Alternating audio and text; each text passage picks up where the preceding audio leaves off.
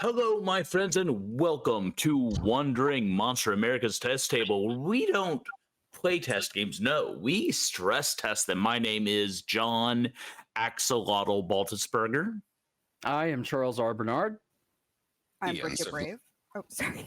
No, I jumped Wow. the gun. Jeez, We this are got apparently tense. We are a Bridget Cronenbergian Ian. Right for us, hybrid. yes. So, you may be Wait. wondering, dear Fantastic. friends, Wait, why? we have another Yeah. host. Oh, I mean, I'm Mr. Paschke. I was so discombobulated by everyone talking at once that I assumed we were done.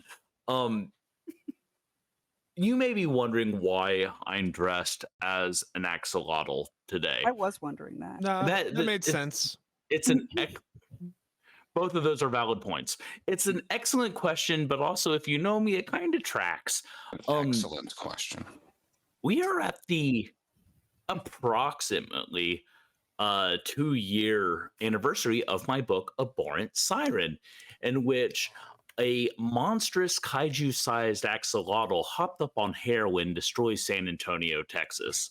Some other stuff happens, but that's kind of the gist of it. I was gonna say the one thing your axolotl suit needs is like a flamethrower built into the mouth. So I can just Yeah, exactly. yeah Yeah, just if start vaping. oh boy, that's exactly what my life needs is vaping.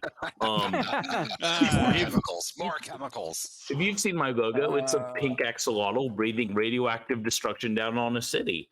So it just kind of works. This weekend, I got the amazing opportunity to meet Matt Frank, who walked up to me, looked at my shirt, and was like, oh, okay, that's not one of the ones they stole from me. It's like, what do you mean? Do you draw Godzilla? And if you don't know, Matt Frank is the official fucking illustrator for Godzilla's comic books.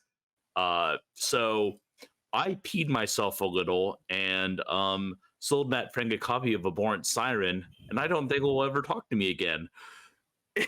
So the game we're playing tonight was chosen for a few specific reasons. First of all, it's OSC. We enjoy doing OSC style games. Old school essentials for the yes, sir. uninitiated. And I believe this creator reached out to us specifically directly.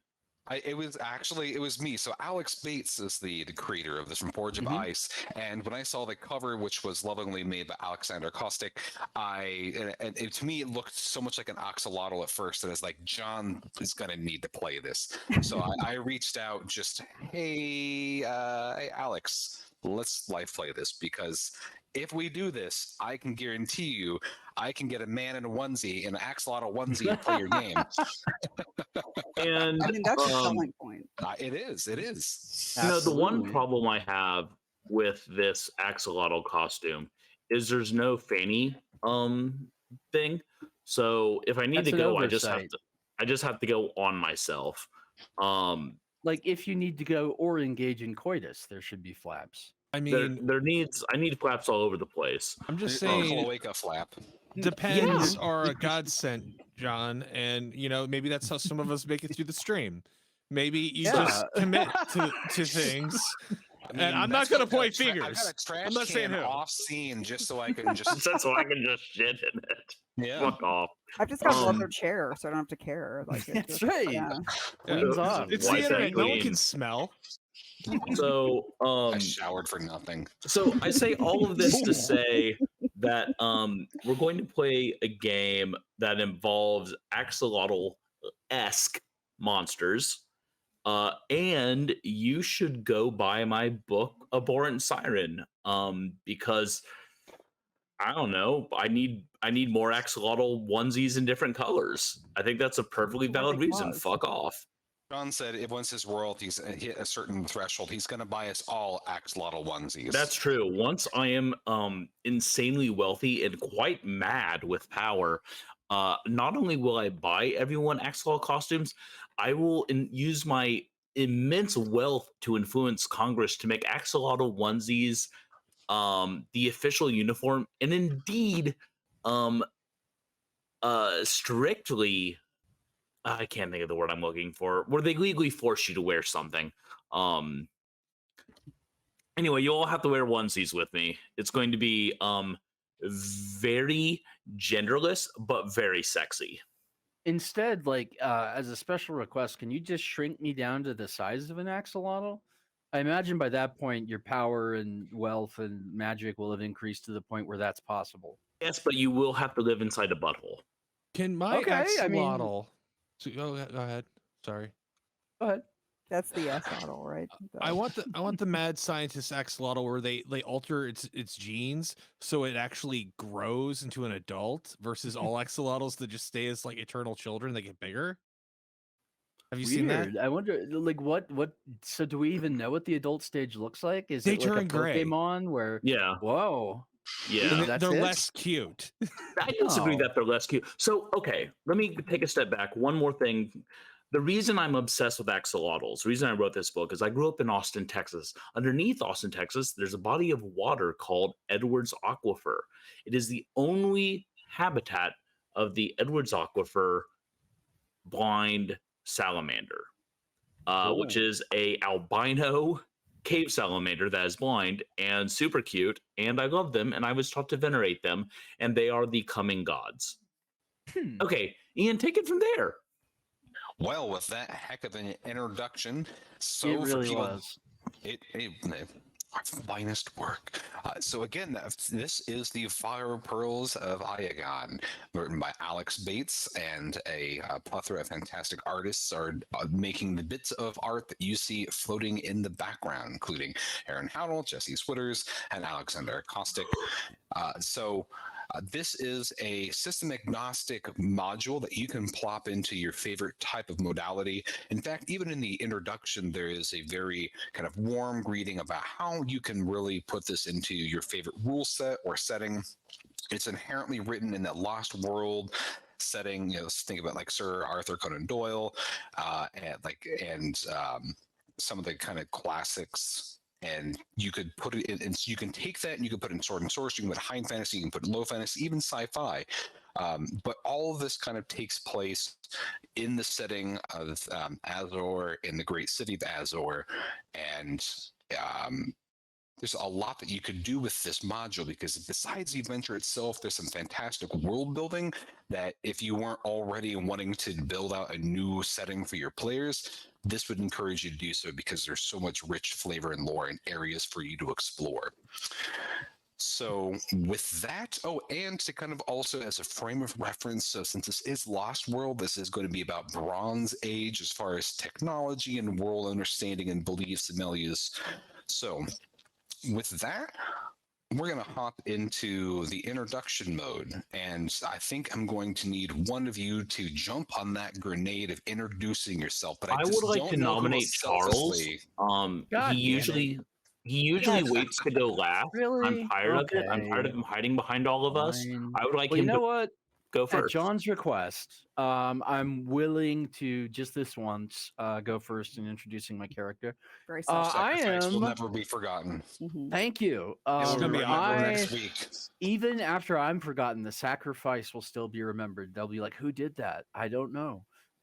Yeah. So I am Tom Bombadillo or something Dankworth. You can just call me Tom Dankworth. And much like Tom Bombadillo, I just wander the countryside singing my ass off because I am a bard.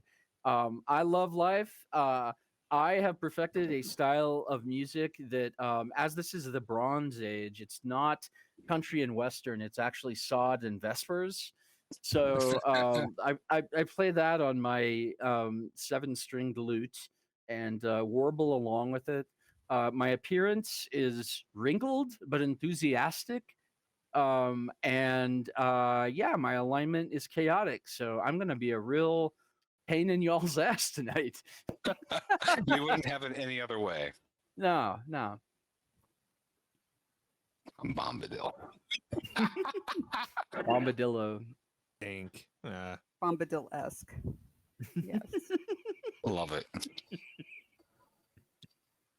I got a I'm bard going in to the use house. that. Who's next? Allow me to wax Bombadil-esque.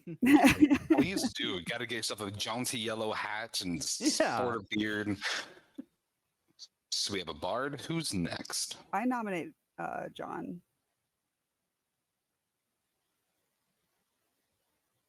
You're not going to go next, John? Waiting for the screamings. That usually, alright. whenever there's a quiet and John is about to There's speak, usually it's because he's screaming, yeah. charging his scream lasers. Oh, scream kit. Okay. It's true. Is John on mute? John is on mute. Ah, All right, how making many that times gif. is that this year? Make gif. I will tell you that I adore charging the scream lasers, and we'll be using that in my next Madness Heart Press staff meeting. Oh, yeah. Right. Nope. No, all right, there we go. I am Akoronga. They call us barbarians because we do not live the way they do. We live in the wilderness, live by the wilderness, but we are not wild, unkempt. We are studious. Akoronga is a you know how like you go to a gym and you see like those huge burly bodybuilders, and then you see like the guy that is doing calisthenics that has like 0% body fat and like is all sinew and muscle and it's kind of gross looking. Beef jerky man, yeah. Yeah, Yeah. that is I see exactly that what guy at the gym all the time, yeah. They're always grunting on the treadmill. Yeah, for some reason. I don't. Yeah. Akoronga kind of looks like that, just like all sinew, all muscle, zero fat, and You would taste stringy, is what I'm hearing. Your liver king. no, Liver King is burly. Skin looks like beef jerky. That's what I was just thinking. Oh no, he's not red. But anyway, Akoronga is a warrior scholar of his tribe, and their whole mishmash is going into the world to find like partners, because they understand that intermarrying over and over again is not a great way to maintain your intellectual and physical pure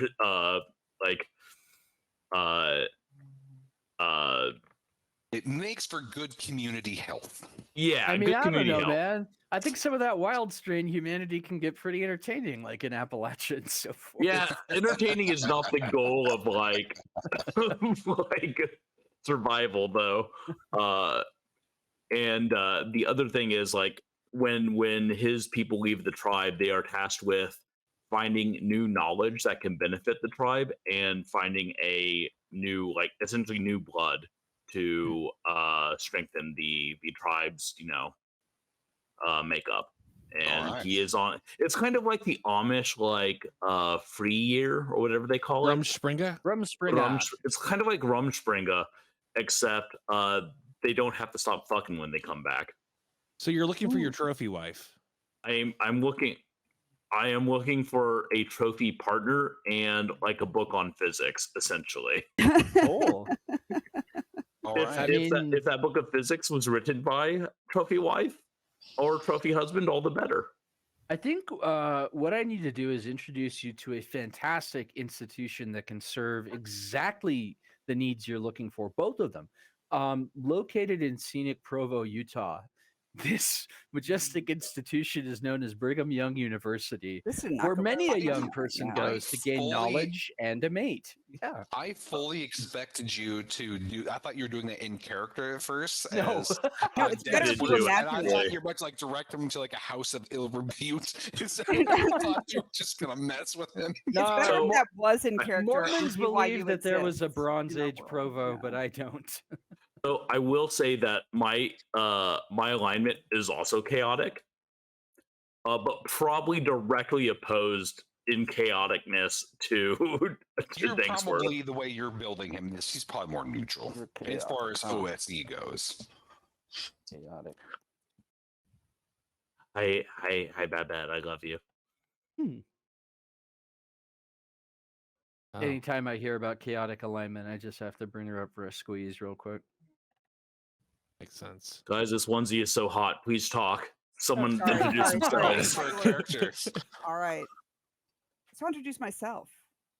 You might have heard of me. I'm Faustus Melnax Crumwaller. That is a mouthful of a name, so you can just call me Fausty. All my friends do. You might have heard of me. I was the famous survivor of the cave-in Tall Hills.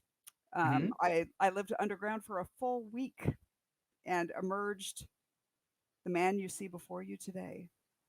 I immediately dropped my pickaxe and decided that the sword was my new way of life.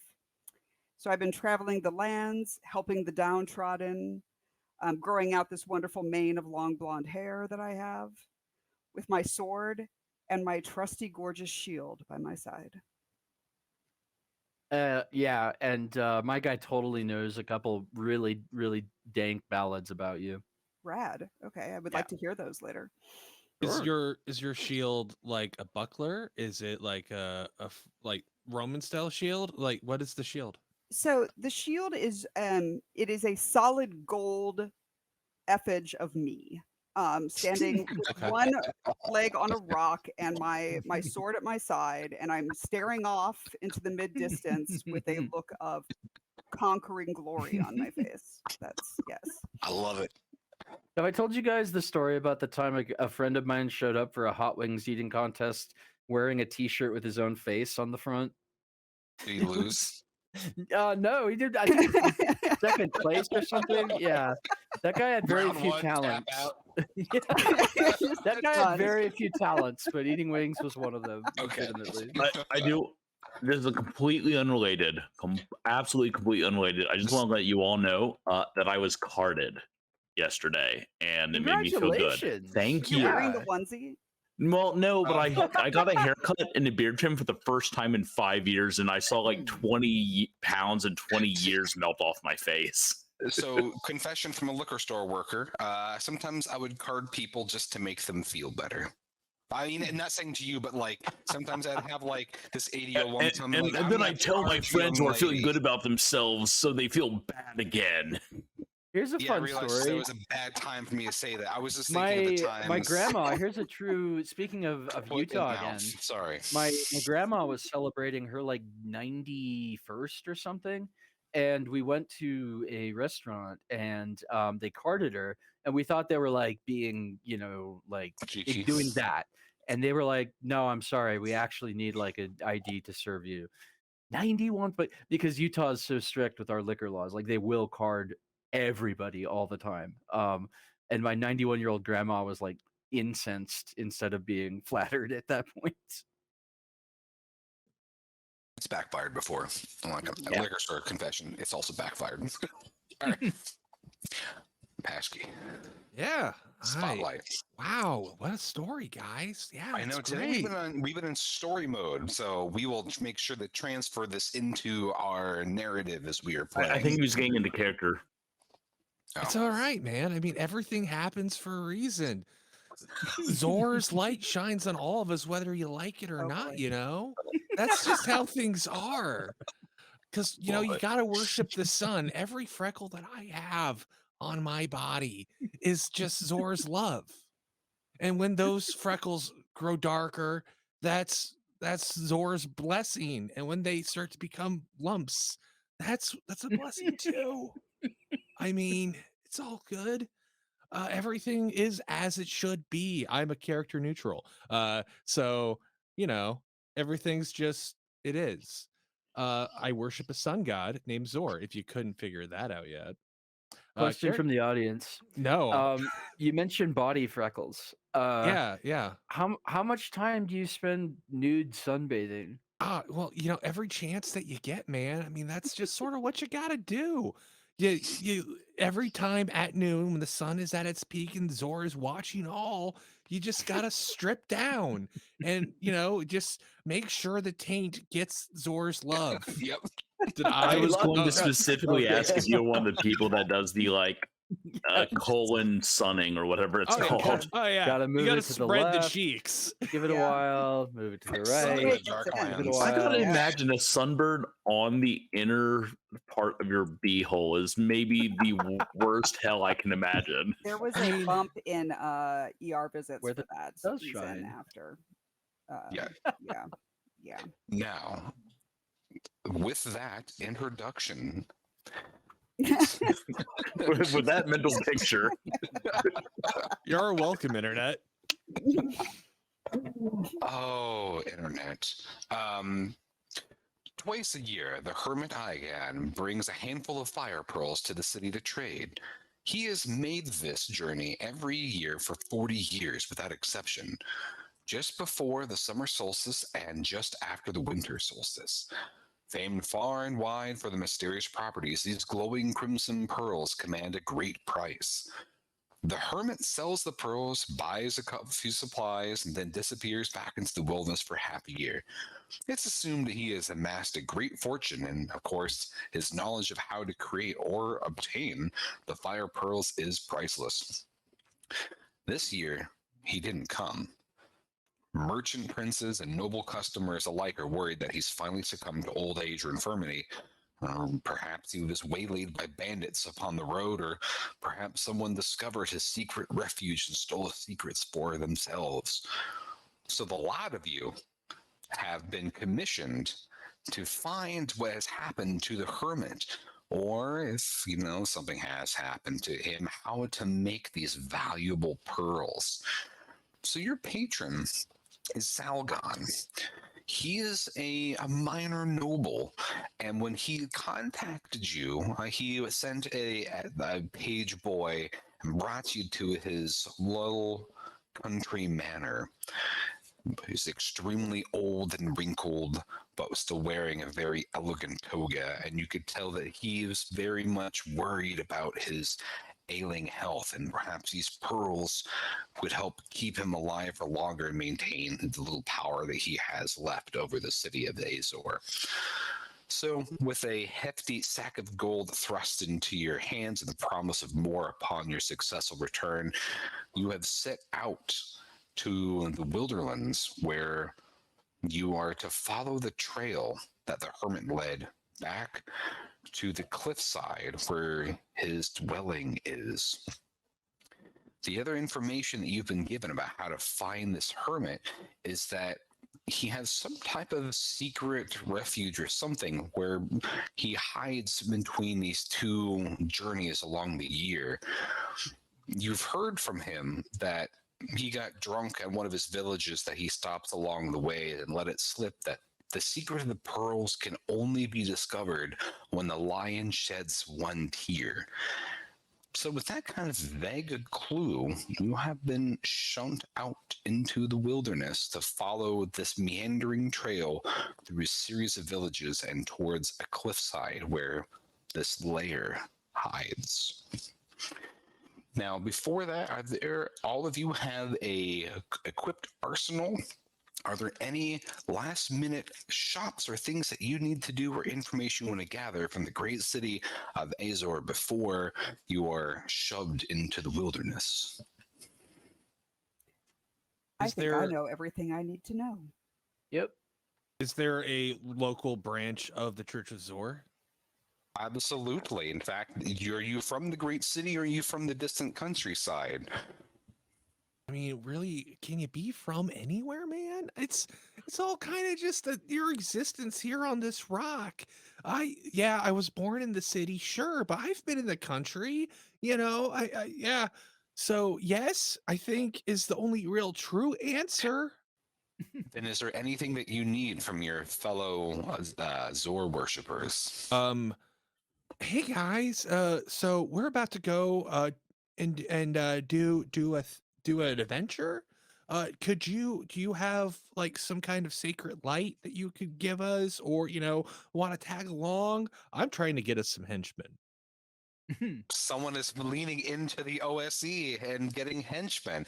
Nice. So go ahead and make me a charisma check. So it sounds like you may or may not actually be involved with this local chapter or temple. Let's see what type of influence. How girthy are your tumors?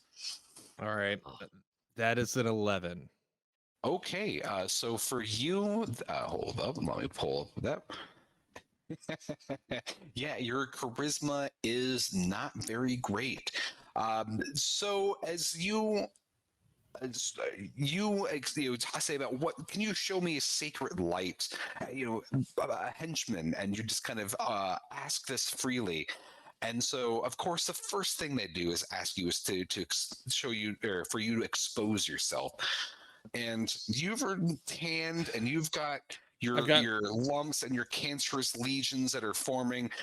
But then they themselves part their robes, and they are like tan, just like 3 or 4 shades darker than you. Their edges of all of their growths are very undefined and jagged, which is a definite sign of blessing from Zor. What was the name of that guy who was famous for being tan? It's like George Hamilton or something. George Hamilton. It's like yeah, it's like that. They're like that. Aka is standing there, just like, these people are idiots. Does it matter? They're all going to die. I pull out my amulet of Zor, and I'm just like, I pull out my amulet. Brother, with a sufficient donation, we could find you an acolyte of 2. And you can just see, and as far as the sacred light, one of them turns a polished mirror, bending a sunbeam that is coming down through the ceiling to help encourage your tanning more. And you can really feel like first-degree blistering as the sunbeam goes across you, and you feel that love of Zor. So if you want to pool some money and offer it as a donation, you can get yourself a henchman. I pull out 5 gold pieces. I'll throw 5 in. I got 5 on it. The first priest's eyes are already bugging at 5. At 10, he's okay, never mind. whoa. Oh, okay, Wait, are you pulling your gold back? Yeah, no. I might as well give it to him. Okay. So you are issued a acolyte who is busily polishing a bronze altar to Zor, and literally is pulled by the scruff and shoved into your like healing chest, and he goes, "Here, this one will do." This whelp is maybe 13. He's young, and he looks up at you, and is his name Ham? It is. It is a Ham Fund.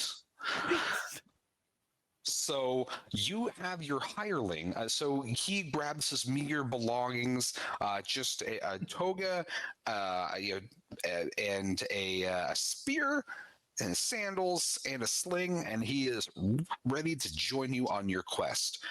Are there any other actions that you need to do to prep yourselves before you hit the road? I would like to. I've got all the goose grease I need. I would like to ask Ham some questions. All right. Hey, buddy. What's up, Ham? So, look, I know the Church of Zor wants us all to learn instruments, but we have an actual bard here. So I don't know if you wanted to, like, learn from him, because I know that Zor blessed me with this recorder, and I play the worst little melody, like every note for like every third note, but every third note is off. It's he snatches it from you, and he goes, yes, I will learn this. And like shakes off all the saliva dripping out of its holes. And Hamfun leans up to you, Bomb, or I guess Danksworth, which Tom, and it says, I kind of want to hold on to this. Tom Bombadillo at this point, but Tom is fine. Okay, Tom. Yeah, and I go, well, I tell you what, young man, we'll start off with something a little slow and easy to learn, and I'll pick up my 7-string right here. And let me tell you the song about Fausty. She people out of ass and brush the countryside. And I'm just going to continue wailing away on that one until, yeah. And he's like, Aka turns and walks away from the group. It just starts down the road. All right. I am going to join in on my delicate, effeminate flute. Which is exactly how it is described. So. Awesome. So you have this lilting flute element as you are tooting your own horn, so to speak. It is a woodwind. Yes, I'm trying to make it. Not a brass. That's right. Sorry. It's a good distinction. Maybe not the way you play I feel like Frank, or actually Julia in Hellraiser, are just like skinless in the bathroom. I am in hell. Help me. All right, Ham. So this is usually our cue to go. Is when he just starts walking. So you're holding up the group, buddy. Let's When the scholar storms off, no, it's time to go. Yeah, All right. I still hate you all. so we're just So- trailing. We're trailing behind John's guy, whose name I've already forgotten. Oh, Akaranga. You can just call Dr. Akka Beef for short. Chucky Cake Man. All right, Akka. So Akka is taking the lead going down this dusty, winding road. So after about an hour's march from Azor, you start to come along the outskirts of the first village upon many of Coma. A simple farming village. You see people are tilling these kind of tiered gardens where various lush plants are being reared. When you stop to talk to the villagers to ask them about the hermit, they point out the next road that winds up further towards this cliffside. So you have a good days and a half march until you get to the final village. To kind of make a montage of this, you have a series of adventures along the roads, a lot of it involving your ham fund trying to very annoyingly and loudly learn the recorder that probably is testing Akka's ability to not throttle someone. Good thing he's good at meditating and so forth. Mm-hmm. Absolutely. He is. You can hear him like muttering like the mathematical formula for calculating where the stars are going to be under his breath that like block out the sound. I love it. You go through other villages, such as Thispus, with a half-abandoned, mostly collapsed village that looks like there was some type of earthquake that unmoored all of its foundations, and people are rebuilding this village block by block, kind of sullenly. You go through a village that refuses to even give you their name and just gives you this odd, slaring, silent treatment as you walk past. I need one of you to roll me d6 to see what encounter you have during your first day's march across the wastelands. Who's our designated hitter for the evening? I got a 5. Oh, Well, good job. Okay. So as you are marching, all right. All right. So I'm assuming the entire time, Akka, that you are going to be in point, correct? Or I guess Yeah, that's you- probably- Probably not by probably- choice. It's more like when he slows down too much, he can hear me and The the song, kid. yeah. And the whole time, I'm just like, I think this kid's got potential. I think I'm going to add him to my act. Mm-hmm. All right. So make me a. For you, Akka, go ahead and make me a wisdom check. Okay. I think that's my highest Damn it. score, actually. Yeesh. Damn it. There we go. Sorry about that. That is a 9. Which, well, remember, so you're going to be rolling your stat or under, so you are perfectly fine. Oh. So as you are trying to block out this your very annoying compatriots, you are very much focused on the road ahead of you and paying attention to these details.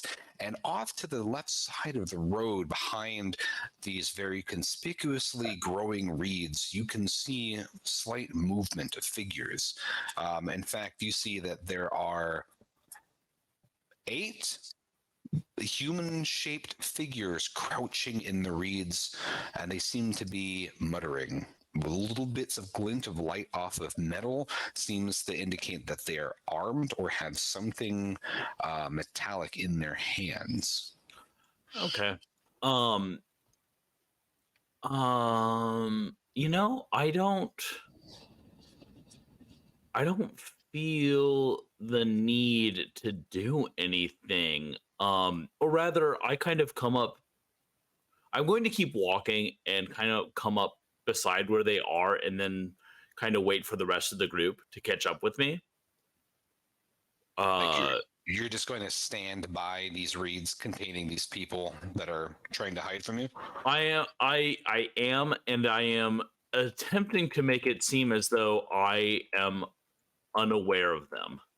I want them to make the mistake of attacking us, at which point I will not be surprised by them and will surprise them with my own surprise.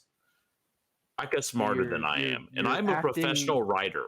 You're acting oblivious so that they think they've got the drop on you. Mm-hmm. Yes. It's a classic move. The old 8 versus 5. All right. So I'm not too worried about it. Okay. And the rest of you are, I guess you haven't warned your friends yet. Well, there's also like they could also just not attack us, and then like that's fine for them. But I'm basically being here so they don't. I am standing here and not going. I don't want to go past them, and then they like spring out and attack my compatriots who are oblivious to them.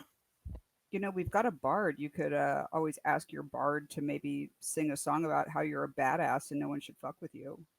I really am not going to ask him to sing or play anything.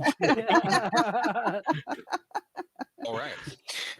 So your rest of your party is advancing towards these reeds, and you give them some type of signal to let them know. You're just letting them all this unfold. Is it like this? It sounds like we've adventured together for a while. So I do kind of like the hand motion for there is a trap ahead, as they're walking like up to me. Show us that hand motion. So with the vigorous hand movement, the reeds part, making that same type of motion, and 8 of these bandits jump out at you. One of them doesn't even look to be human, but looks more like an ape man wearing ill-fitting leather. The rest of them are armed with spears and cloudy eyes and short swords, all made As soon as the reeds part, I spin with the axe outstretched. All right. So we'll go ahead. Basically, I'm surprise attacking them when they think they have the advantage. That's fine. We can start round robin, starting with you. So it's Mr. Aka. So these bandits are mid-throw saying, drop your weapons and give us and then your axe flies out.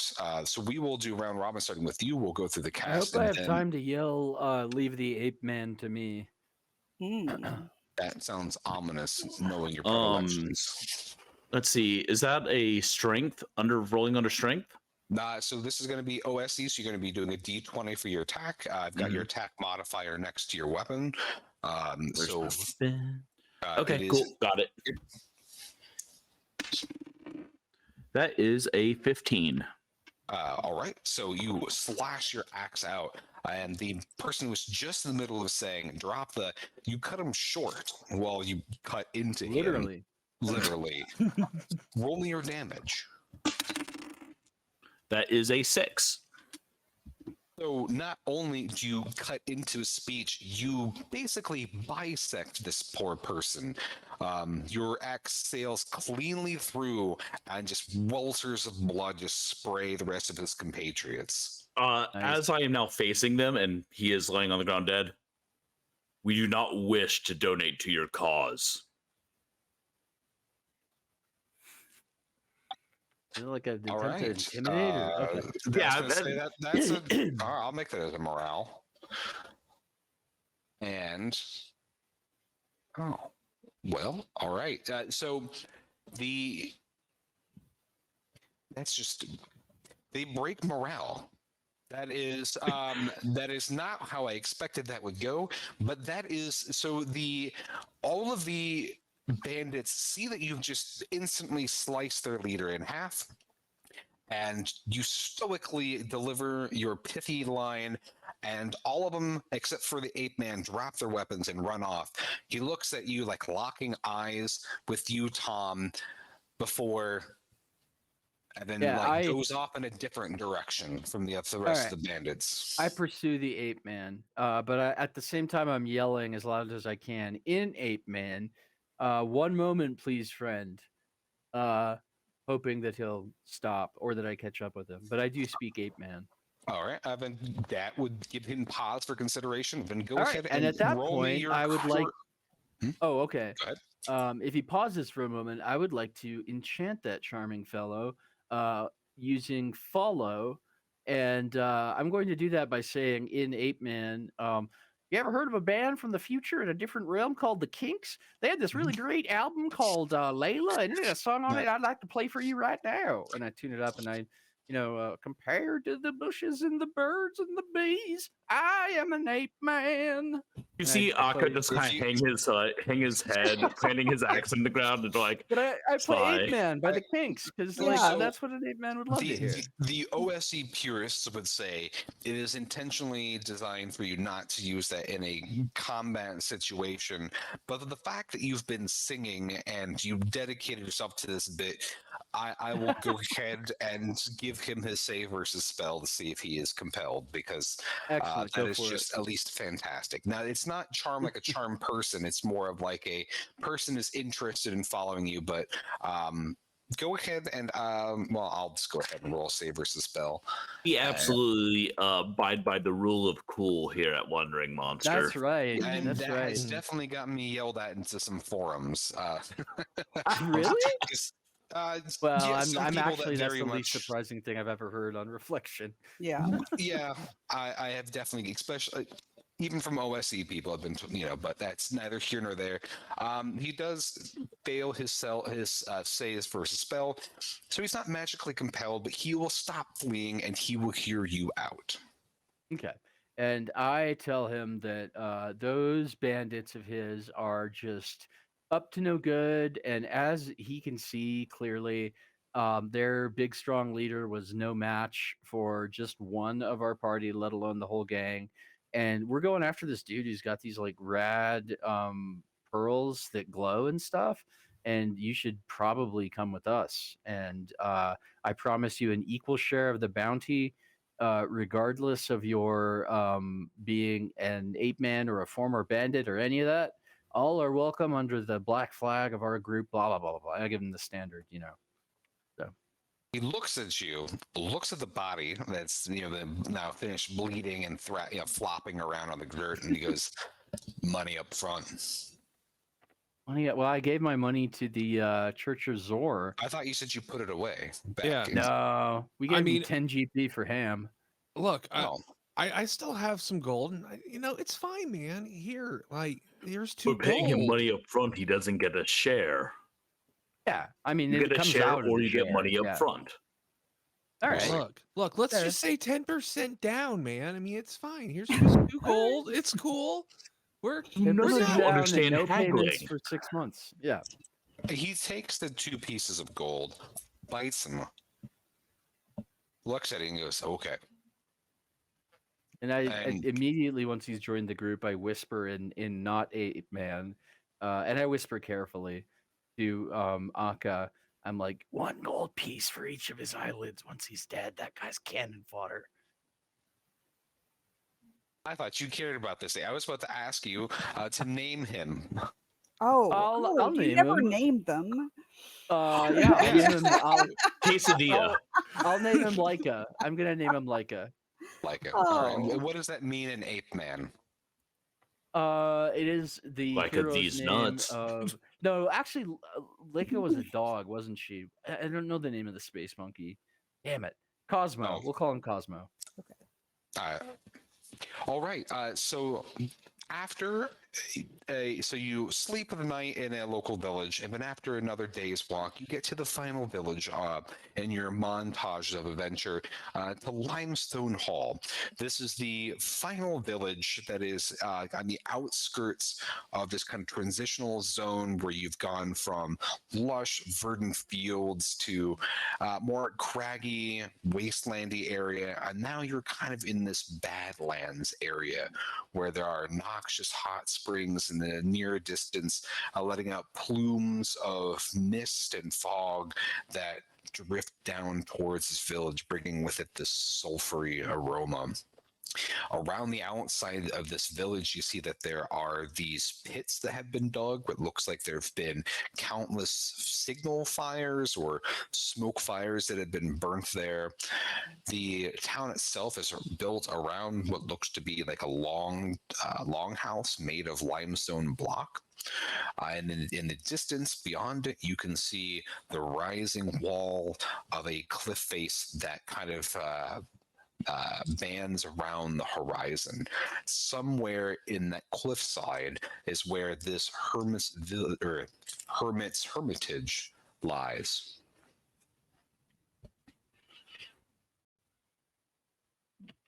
Something we Are should you start still on looking. point? Yeah. Yeah. What time of day is it? So you've had a lot of adventuring at this point. So it is past noon, probably around a relative 2 or 4 o'clock in the afternoon. You don't have your sundial on you, but you can tell that you're kind of in a mid part of the day. Okay, so I've missed my window.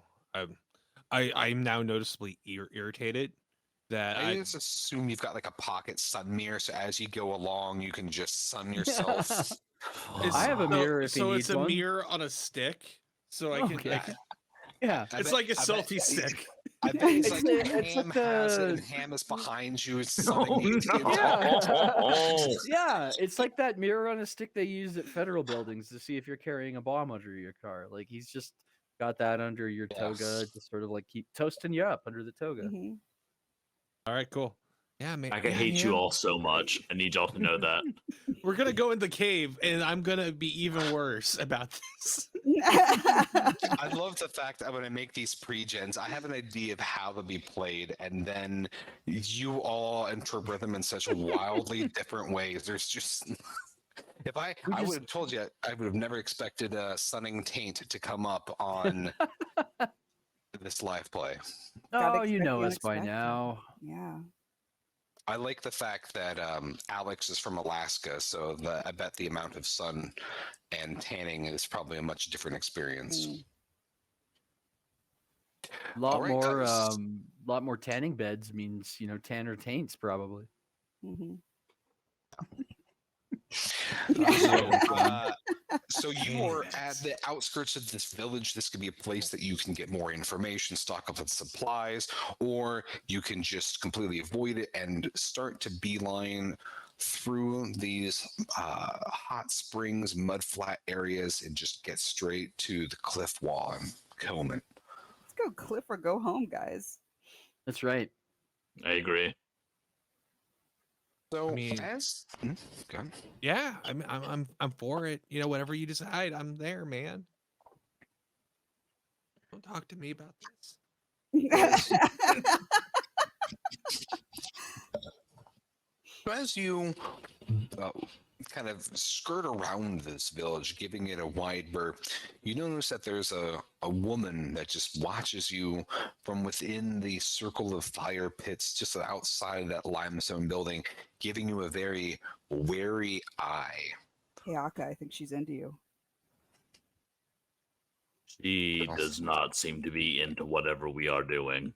She could be smart, man. You don't know until you talk to her. Yeah. She has She's to be pro- both like- smart and pleasant. Since this is the last stop, she might know something that is useful. I have an ability called Lore, in which I have a 2 in 6 chance of knowing something, or of knowing stuff, it says. That's a 1d3 I would take it, or I guess 1d6 with 2 of them being like, I would like to know if I know anything about her or this last village type area and the fire pits and so forth. Sure. Yes, absolutely. And then that Let's also is very say- helpful for like identifying items as well and kind of Yeah. knowing. It's kind of like the bardic knowledge. So yes. So go ahead and roll me your d6. And if Let's you get say a 1 or 6 is it? Oh, 1 or 2. Okay, 1 or 2 it is, and that's a 3. So close. Okay. if you're asking about the pits, that would probably be something that your rustic, cheerful outdoorsman could tell you. That's you, Aka. That's You're that's who? Aka. You're Oh, that. So Aka, if you want to make yourself a intelligence check. Okay, will do. I am 5 under. Great. So you would identify this as kind of a maybe a little bit different construction than what your tribe would use, but these are fire pits that are meant to have a low smoldering fire. Typically, you would do that if you're making like a Roasting. signal smoke or if you were trying to keep something at bay. Okay. I assumed it was for slow cooking because I'm fat. Well, you could tell by the ash quantity that this is a smoldering fire, not to be a low, even cooking, Right. clean Okay. burning fuel. refresh my memory. Is the fire going or is it out right now? So during daylight, The there aren't fires. any burning currently. You just see that there is ash. Oh, I see. So they're for like stuff at night. I gotcha. Okay. Are you All still? right. I heard the cliff or bust. So are you still beelining? Or are you still pausing and taking this in? And what's your action Is there? here? And I'll speak to the lady. Aka kind of kneels down next to one of the pits and looks over it for a second, then glances at the woman. Is there some danger here? She stops and she considers you, kind of squinting as if sizing you up. She is 3 times smaller than you, but she has a very steely, intense gaze that you respect in someone that holds themselves with a lot of inner strength. Go ahead.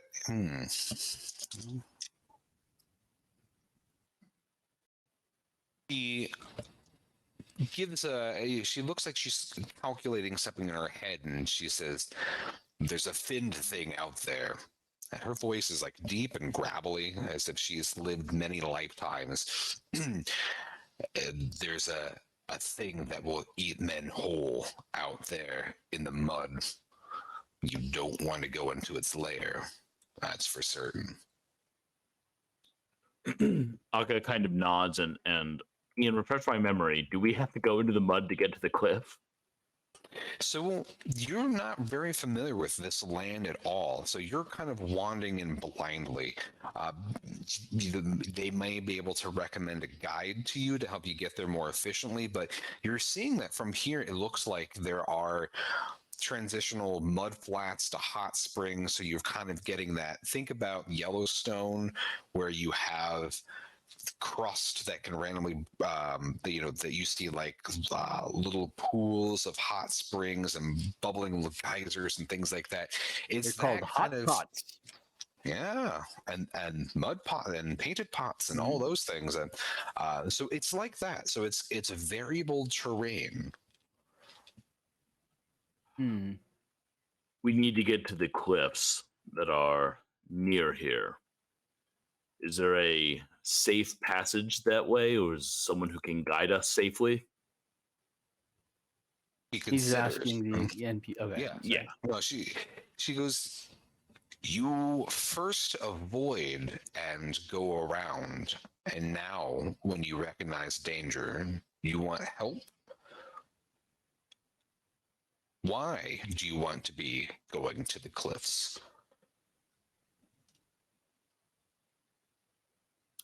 They're there, man. It kind of looks over at the bard. Hey. Okay. I'm gonna wander over and begin to. Aka's charisma is 8. Yeah, I actually surprisingly, I don't think my charisma is that. Mine's 18. It's okay. Why don't you let me? Yeah, you're more charismatic than I am. I have enchantment, but yeah, you go for it. You've got the Listen. high charisma. Aka knows shit, but he is not friendly. We have heard of these cliffs. We've heard stories as we've traveled of their vast beauty, of the way they inspire the heart to create. She interrupts you with this dry, cackling, slightly gurgling laugh. And as she's laughing, she looks at your shield and laughs even harder. Taco likes this woman. You can't fool me. You know shit about this place. What are you really here for? Well, I'm out of options. We're All here right. for fire pearls. She stiffens a bit. And she just says one word: clarify.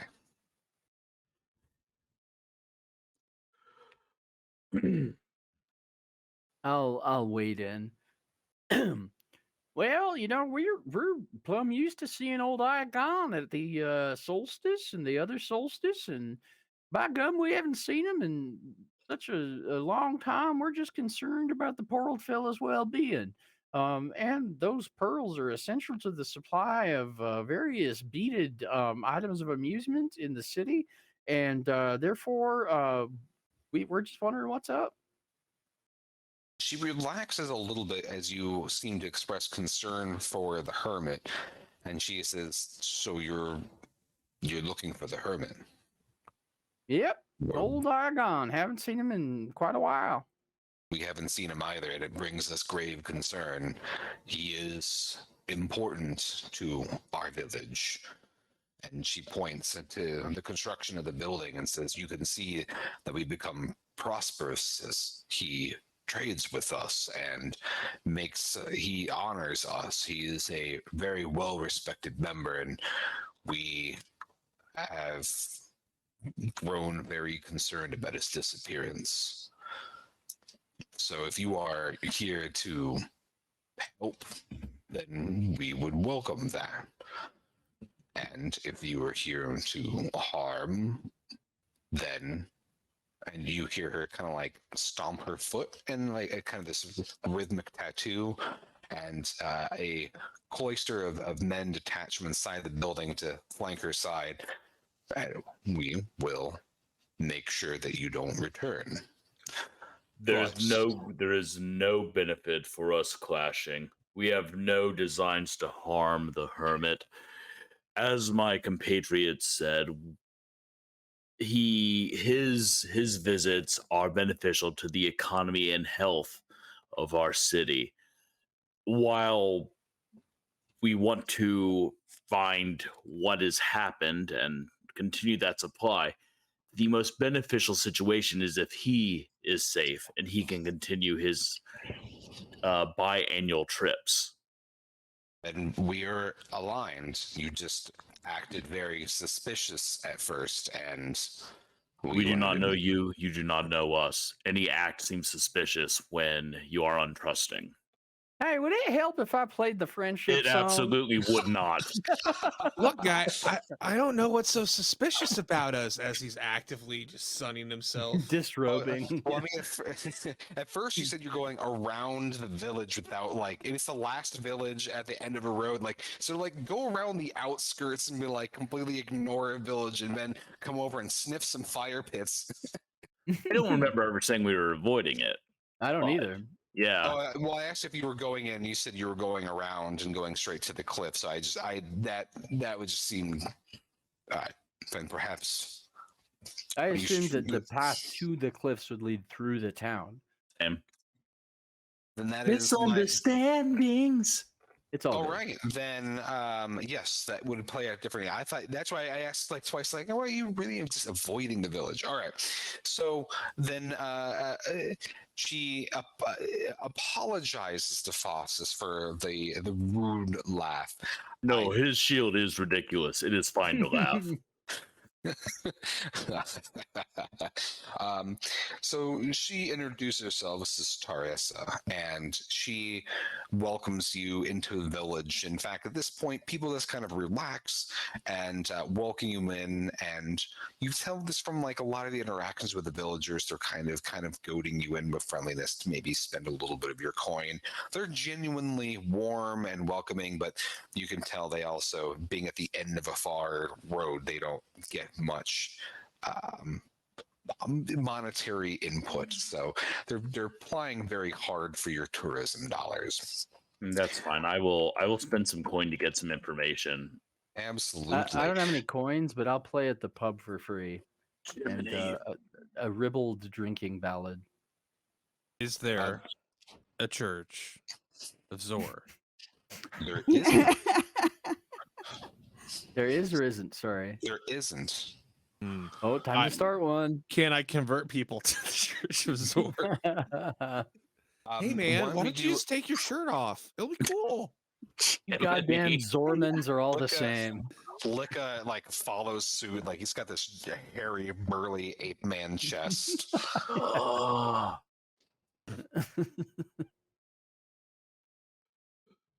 You know, I gotta say, the great apes do have pretty impressive upper bodies, chest wise. Mm-hmm.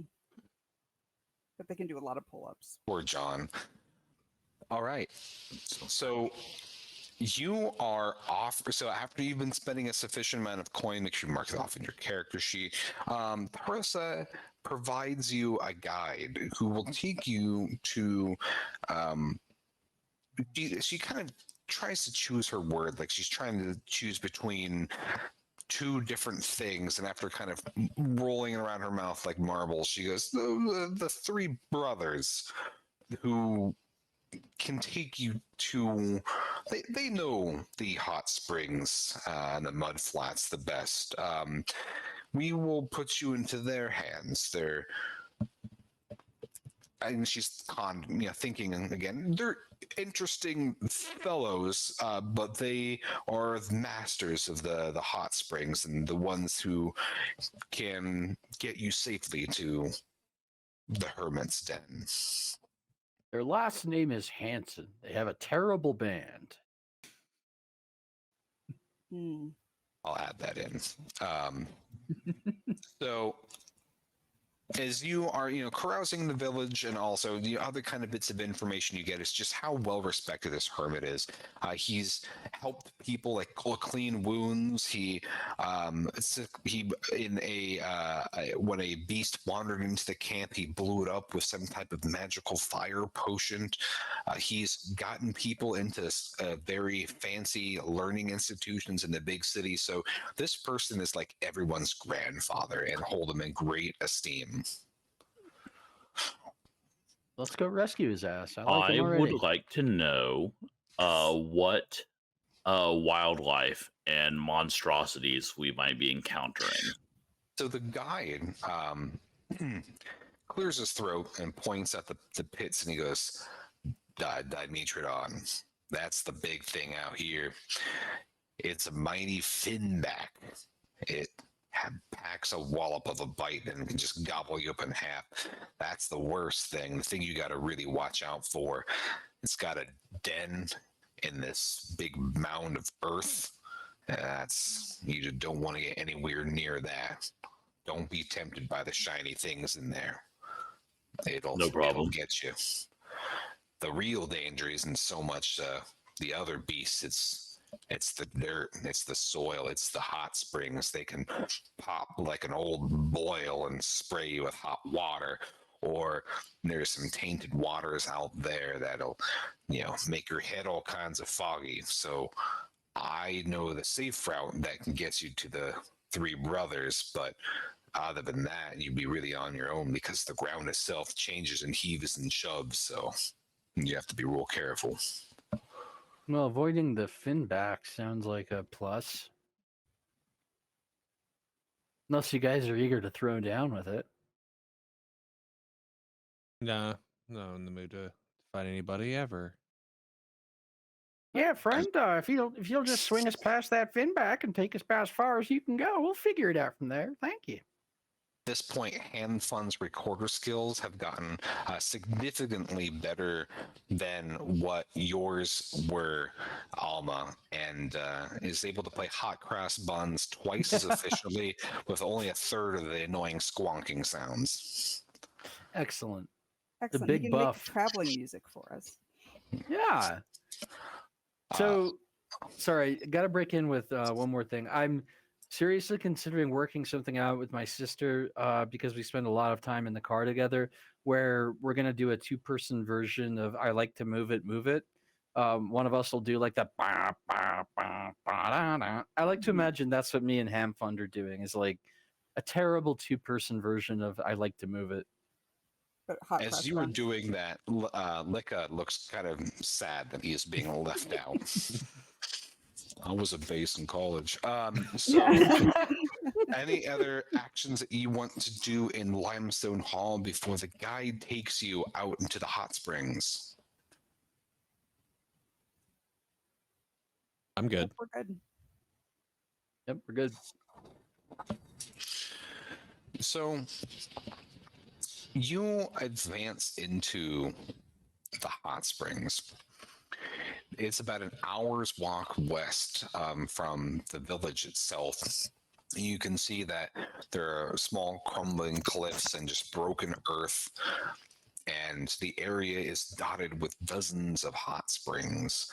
Some of them are like large, wide basins with lots of mineral crust along the edges with almost metallic water. Other ones have strange insects droning noisily above them. You can see little lizards flicking in and out underneath the cover and shade of rocks, and giant white dragonflies that stop and sip at each pool and before flying off. Sounds lovely. Well, as you say that, one of the pools nearby looks just absolutely like something you want to dip your foot in, and the guy says, "Look this." He takes his pole and dips it daintily, kind of like just scraping the very top of the water. And when he does that, large black squiggly forms start to clamber up towards the pole, and he goes, "Blood slugs. These leeches will just drain you dry." And he stirs up the water and just like pisses them all off, and see all these leeches start to like jump out of the water. And he goes, "Little buggers." I love that guy. Yeah. Big fan. Yeah, you think that's cool? You should see the crystal shrimp. So go ahead and roll me. Let's see. Tom, why don't you roll me a d6? You got it. That would be a 6. 6. So the guide is kind of taking you up a path and that kind of meanders down, and you see a lot of these hot springs.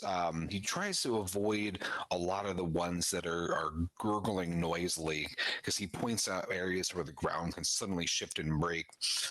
But then he sees, over this path, he goes, "Now, as we cross between here and this point, I need all of you to hold your breath." And he goes, "This is the bowl of visions." And he considers and he goes, "Just don't breathe the air." This basin is extremely wide. Like, you're not even sure you can hold your breath as you cross past and around it. But you can see on the other side of this basin is a cliff wall where there is a large hut kind of on a outcropping. And he goes, "This is where the 3 brothers live who can show you the way to the hermits." So as you get close, you see that So I there can is. breathe now. I was going to say you see that there is a misty fog that is kind of hovering and kind of wafting up out of this pool.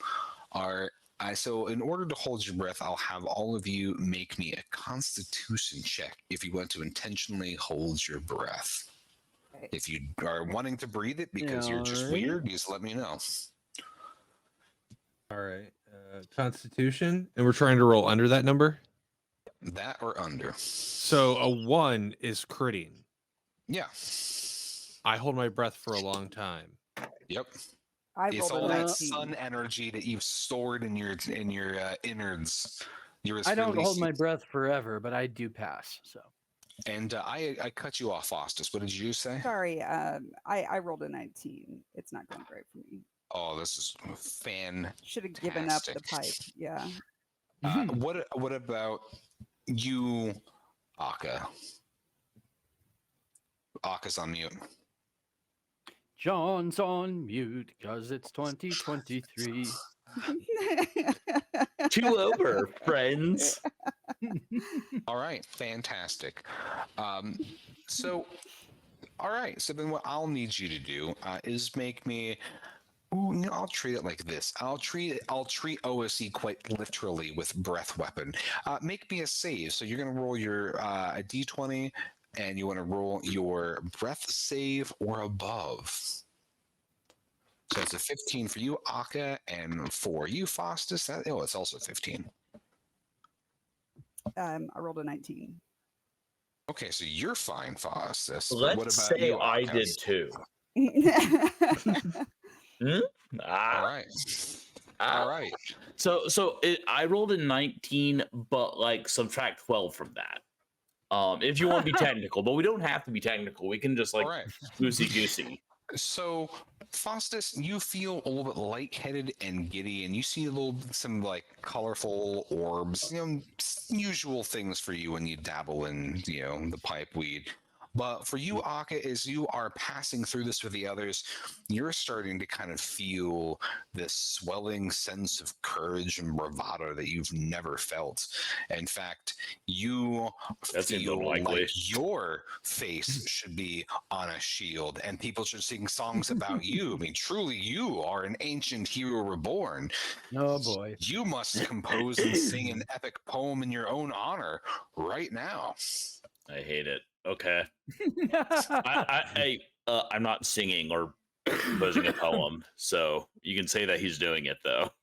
But I gently am strumming and playing the seven string. I humiliated myself on stage yesterday by dancing and singing, and I hated it, and so I'm not doing it again today. I'm playing the seven string. We can make that a soft X card. We'll just fast forward that scene. I was hoping that someone would get that hallucination and would go humorously with it. But basically, you have this grand design that you want to put your face on the shield too, and it's going to look 10 times more handsome than Faustus's, and you're going to have a shield off at some point. How dare. All right, so fast forwarding, you were able to bypass this, the bowl of visions, and the guide leaves you at the base of this ladder that goes up to this hut that is on this ledge. You can see that there is mud dripping down the side of this ledge and down this ladder, and there's a terrible odor that's coming from this hut above you. You hear like 3 voices muttering back and forth, and it sounds like they're almost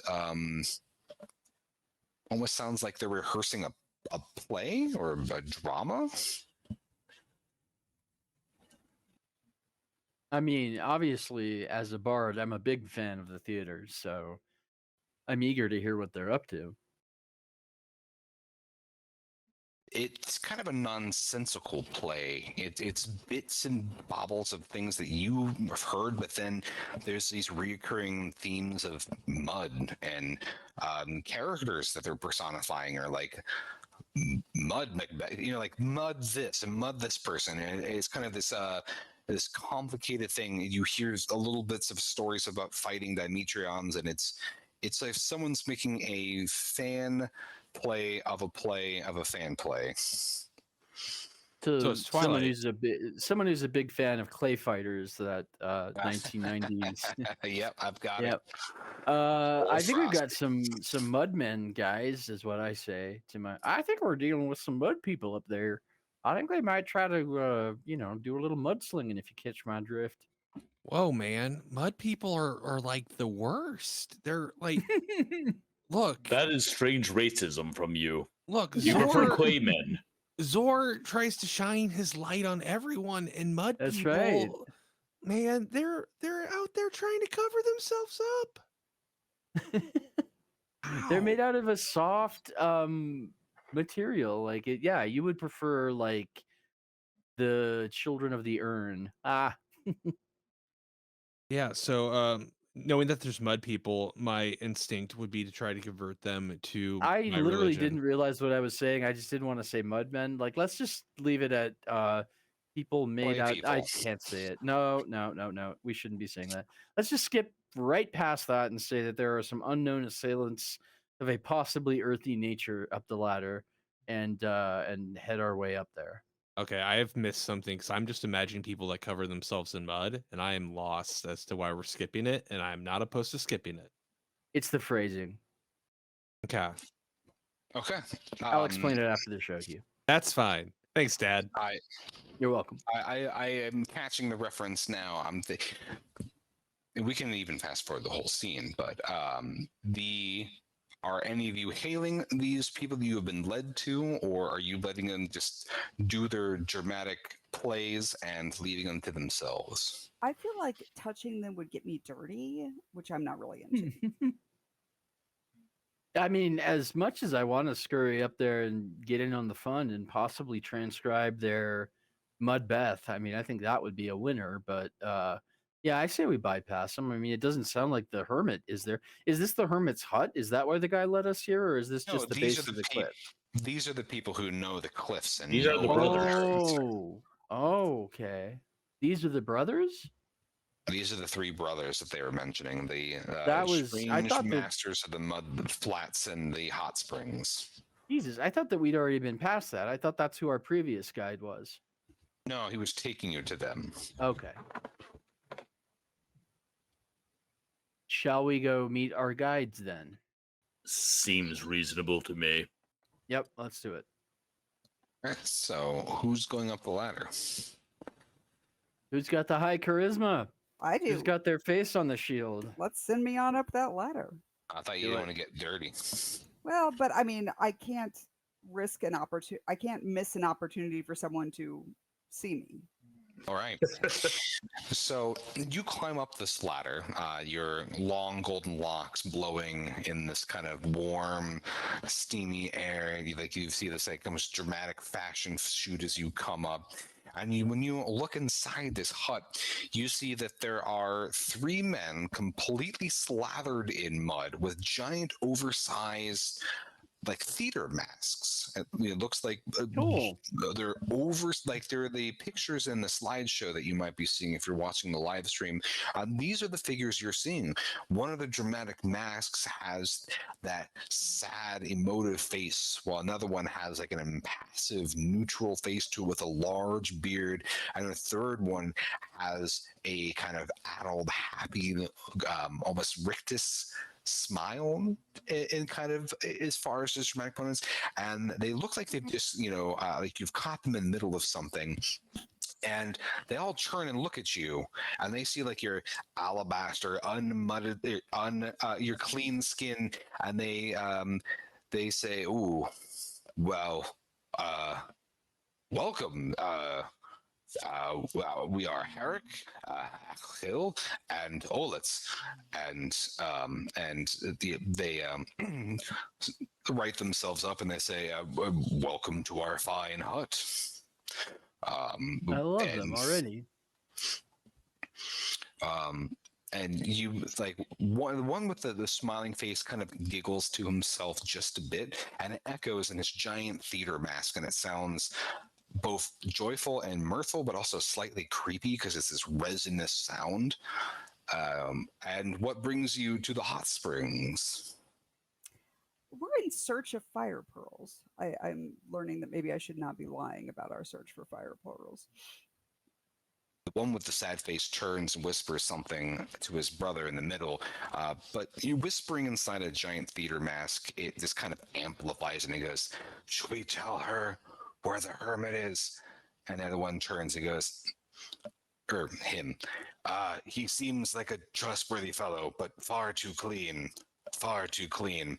The one with the smiling face just giggles more and kind of doubles over and begins to just laugh out of his face mask, and it just like makes this loud projecting laughter.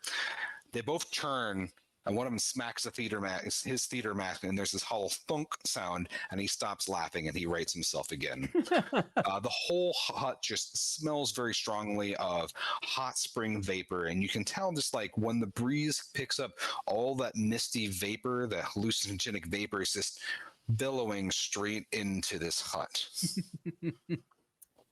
My kind of people. Yeah, I was. Can I let my compatriots know what's going on up here?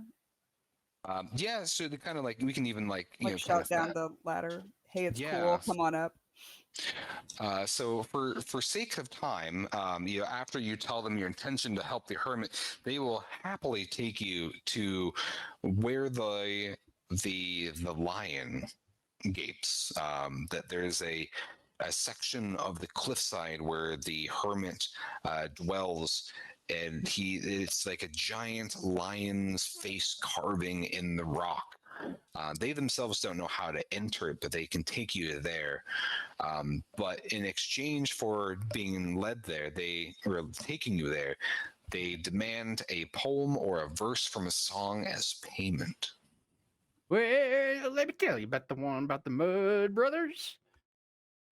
Yeah, okay, a whole verse. Like, let's see. Yeah, so you. 3 brothers living in a hut, kicking lots of butt, helping folks cross the mud flats. That's all you get. I'm running low. It's been a long show. Oh, I know. The one with the smiling mask just begins this howl with laughter, and it begins as a giggle in the one in the middle with like the stern paternal face, and he begins to howl with laughter, slapping his knees, and after it breaks some of the mud off his leg, and he very quickly slathers fresh mud on it. The one with the sad face sounds like he's trying to not laugh, and you hear this like snort, and then he begins to like laugh and giggle himself until they're all just absolutely rolling in the mud, laughing at your song and demanding you sing it again. I do. I sing it again, and then I lean over to Aka, and I'm like, "I look, somebody appreciates my music." Lika also is like, "Oh, I was gonna kept out of this." They are of unique taste, and I appreciate their help. Of unique taste. I like that. Very polite. Yeah. So, after offering you their finest pot of mud, in case you want to slather yourself up to keep away the bugs and the dimetrodons and I'll other do that. kinds of. They roll take a liking to you, and he goes, if you ever want to give up a life of whatever it is you're doing and make yourself one of these masks and join us, we will take on a 4th brother. You bet your ass I'm gonna do that. Like after this adventure is over, I think that might be my character's destiny. I love it. It might be John's destiny, but not Aka's. Because my character is actually pursued by predators. So this would be really good, like deep cover. And what would my character's mask be? It would just be like an O of surprise. It's like.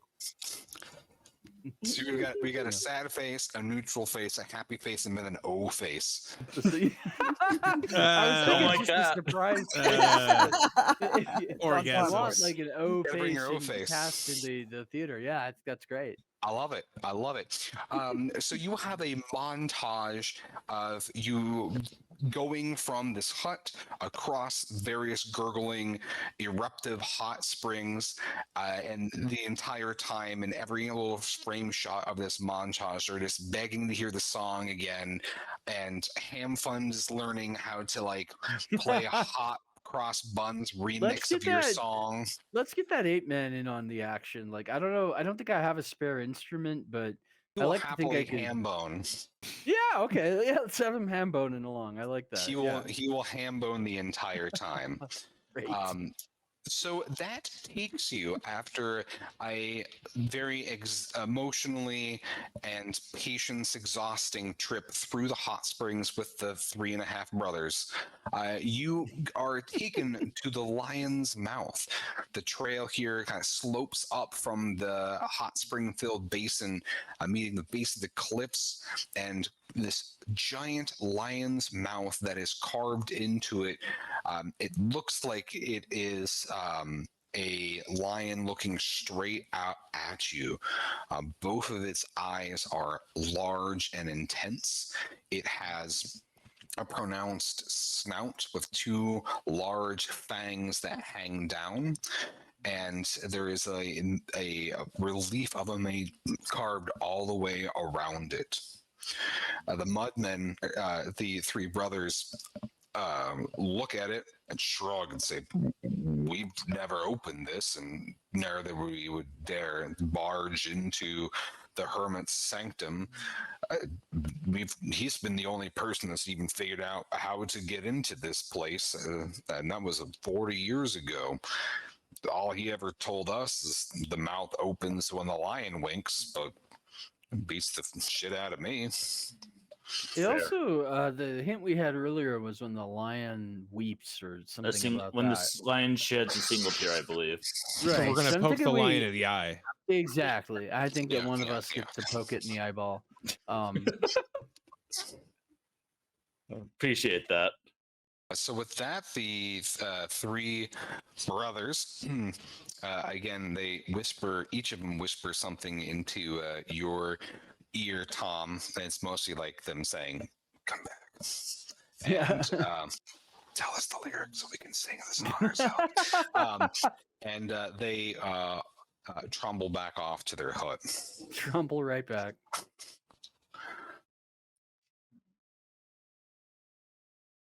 Okay, so who wants to poke it in the eye? I've got a sling. It's not violent. It's fine. I can.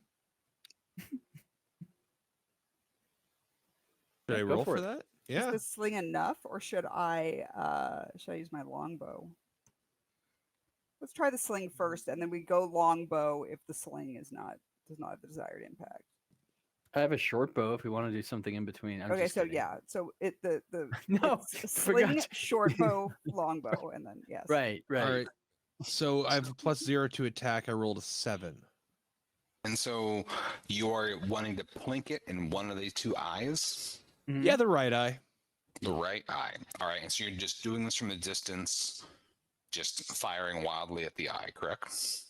Not mean, wildly, very Not wild, specifically. aimed, but you know what I'm saying. Yeah. Like, If the 7 means wildly, then yes. yes, basically. I just wanted to make sure. So you fire at the eye and you stick it somewhere in the mane and it plinks off. Unsurprisingly, the lion does not react. It's a stone carving, like you don't seem to affect anything behind it either. I want to do another lore check to see if I might be able to reason out All from right? my knowledge of other Absolutely. traps and tricks and puzzles. And let's do it again where it's 1 or 2 on a d6. That's correct. Pass. All right. Where are you? There you are. So 4. No luck. No luck. You're not familiar with this, and you know that no one else is. Even the Mud Brothers said that no one else has opened this before besides him. Do you want to go up and take a closer look? Yeah. Maybe I'll see like the thrush knocking 4 times or something. So I'm going to take this opportunity to drink one of my pints of wine. All right. I've got a bunch of pints of wine too. Like a pint is like not a small amount of wine. It's a Yeah. lot of I wine. think Drink that's a pint great. of wine. Come on. I Let's wine get party. nuts. I'll I don't drink have some any drinking wine, but I am too, carrying yeah. a barrel. So Well, I let's have enough crack wine open. I've got an for extra you to have pint of some wine if you you'd want. like Yeah, one, I've yes. got like 6 pints of it, I think. Okay, yeah, take one from him. I only got 2. Yeah. Here, Aka, you can have a pint. And No, thank you. Yeah, let's oh, drink okay. some What wine. what and about play you, some you effeminate sun worshiping flute. goofball? Do you want some of my wine? Zora loves wine, but man, look, man, Ham is only 13. You gotta Oh, at least man. water. You That's gotta old water enough in it Europe. down.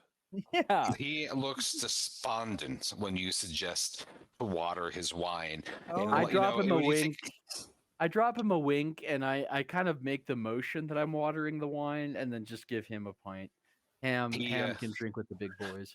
He winks back and he goes, "If you need help sunning yourself later, you just let me know." Good man. Good man. Love it. Love it. I hate them all so much. You know what I love to do after a pint of wine is play some effeminate flute. I like to imagine that's pretty much anything by Jethro Tull. Yeah, it's basically what I'm hearing in my head as I'm doing it. Yeah. So everyone takes a Franzia break with your wine skins. Chalabre Rouge. Carlo Rossi Burgundy for me. Like I'm not classy. Possibly Mad Dog 2020. Like a pint of that would probably. Actually, Yeah, I that think would just- pints are what they serve that in. Yeah. As Hagar the Horrible says, it's the Tour de Franzia. So as you, after you've downed your wineskin, Tom, and you examine this carving more, you can see that each eye has a round basin under it, it has a round basin in it. It's about the width and depth of a strong man's forearm. All right, so Wine Crew is going to start chanting.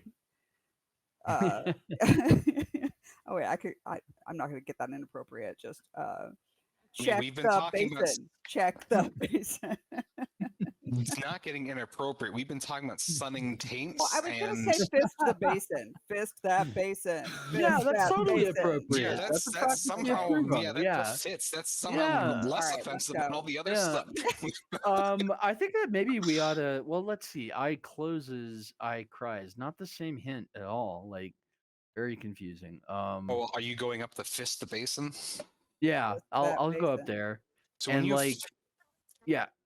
well, when you fist the basin, it's wet inside. You can see that looking into it, like kind of sitting on your tiptoes, that the basin is half filled on both of these eyes.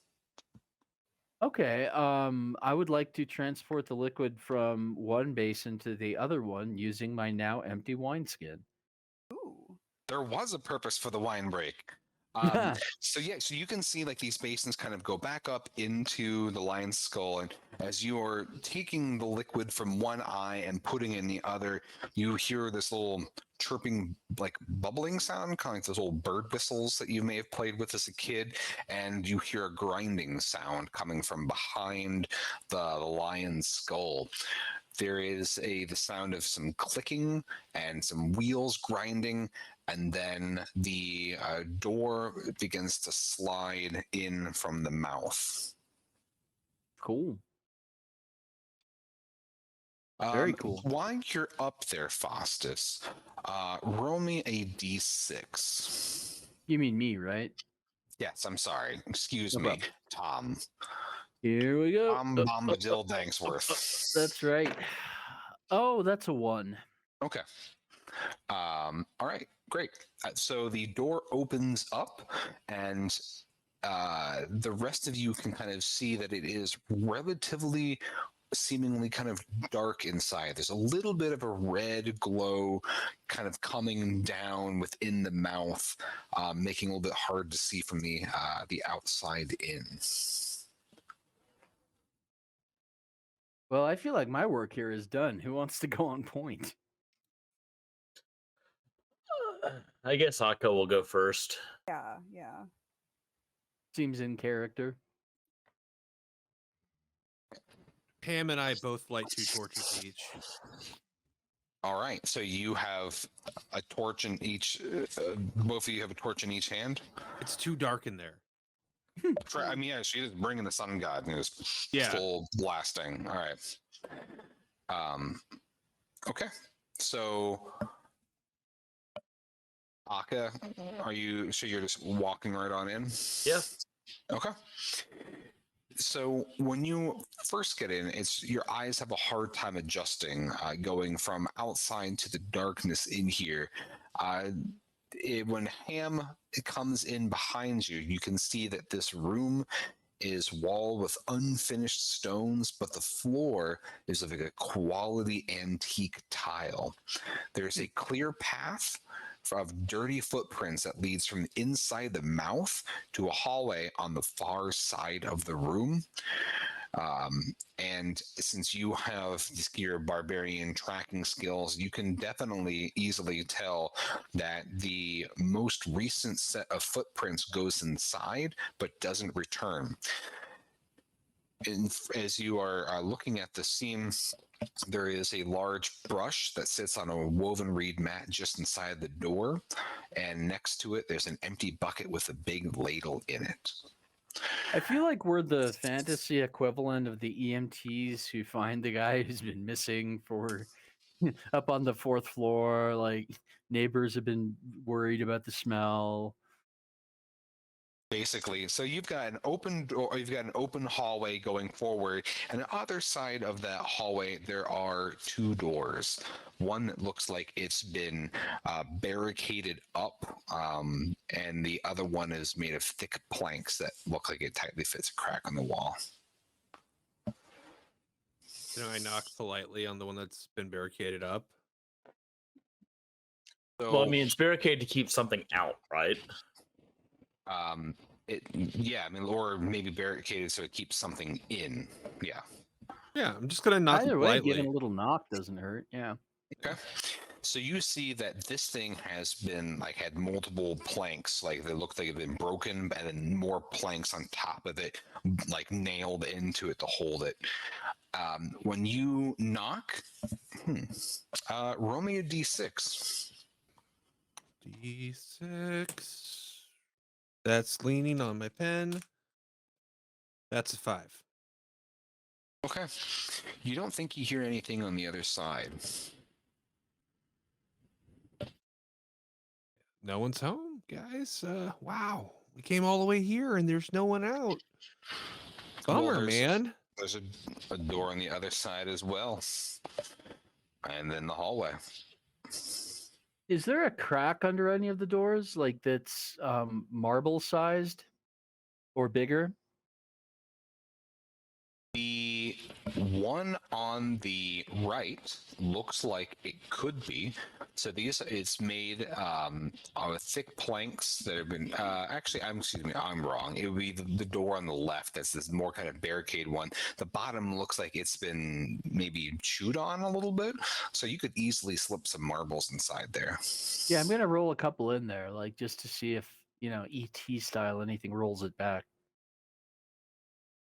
You send some marbles down into it. Are you putting them kind of close within where you can still push them back yourself, or are you pushing them? No, I'm pushing them all the way through. I got a whole bag of them, so I Okay. want to make sure that I get the attention of sorry, I'm trying to corral a dog.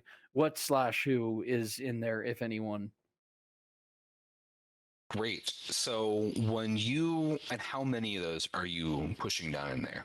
Oh, let's say 3. All right. That leaves me with like 17 of them. I should be fine.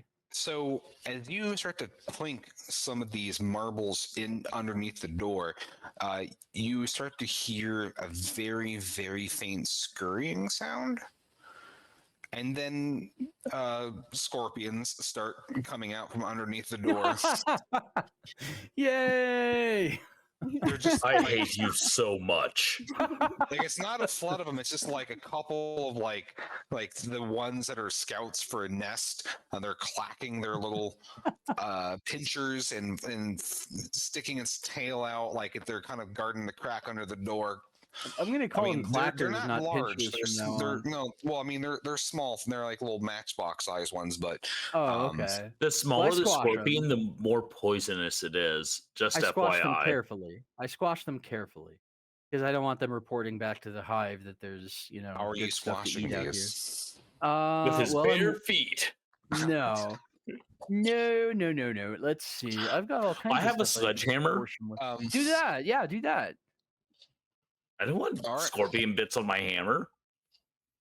Are you shitting me? What kind of barbarian are you? You suck. I'm not a barbarian, you prick. What is your class again? You do have a sledge. I do. All right, so go ahead and make me an attack roll to smush these scorpions.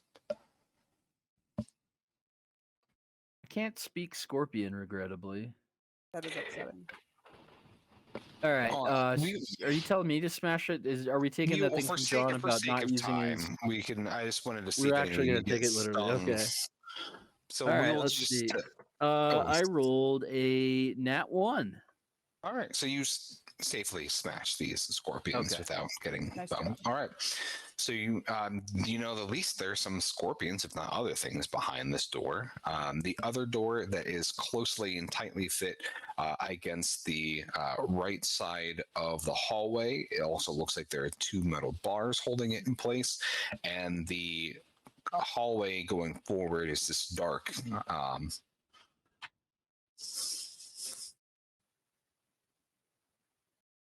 All right, let's go forward. We got 4 torches going. And the gleam from my shield is adding extra light too. So Oh, thank God. Absolutely. Your face is like projected on the walls. Ah, thanks, Zor, man. That's awesome. I'm gonna leave like one of those like Playboy bunny tan things on him, but it's gonna be my face. Oh my God. I hope eventually it's on his face.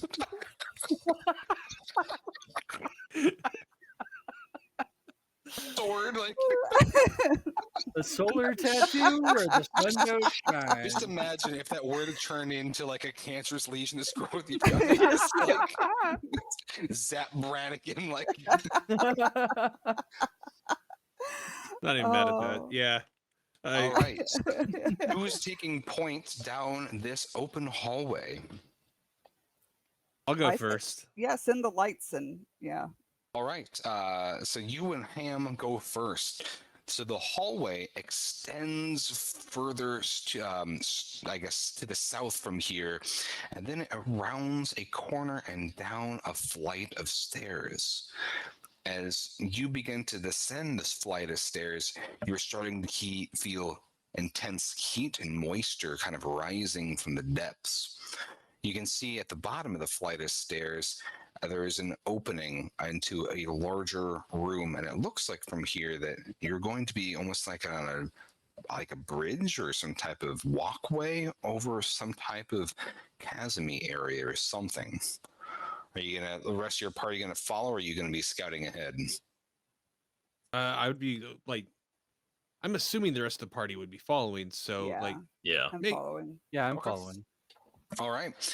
So if you go all the way down the flight of stairs, a broad stone causeway stretches across about waist height above a large underground cavern.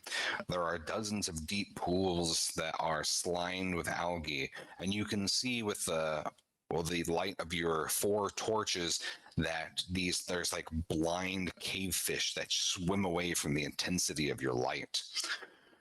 Some of the pools glow faintly, and the room itself beyond your torchlight has this kind of blood red, ominous, thrumming red light to it. Most of the pools are steaming, and some of them look like they're boiling. At the far end of the causeway, you can see there's another gate with like a round doorstone sealing it closed, but it's been partly obscured by a recent rockfall. Oh, that could be what's causing. Maybe our guy's stuck in there. I don't know. yeah. Hey man, are you there behind the rocks, buddy? So are you crossing the entire corridor over to that and then shouting through a bunch of rock? Yeah, that's what I'm doing. Okay.